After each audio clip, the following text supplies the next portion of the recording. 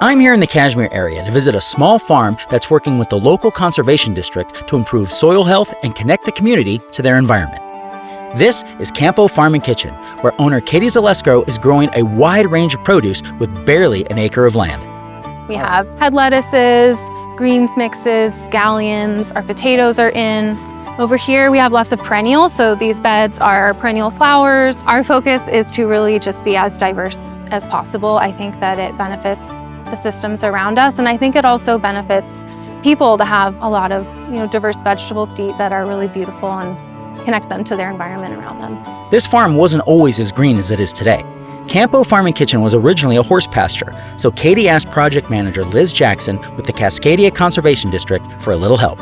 We were able to create a baseline on what's happening on this landscape based on the soil test. The soil organic matter was at 2%, vegetables like 5 to 10%. I retested my soil last spring and I am now at 5 to 10% in each zone. So Cascadia really helped there. But that's not all.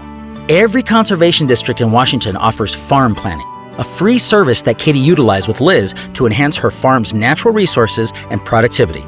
With that assistance, Katie has introduced pollinator habitats, irrigation, and even added high tunnels to extend Campo's growing season.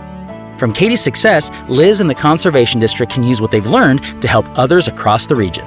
Each conservation district is a community hub. We create programs and opportunities so people can learn about natural resources. Through this partnership, Katie can make huge strides toward creating a community that can understand and connect with their food.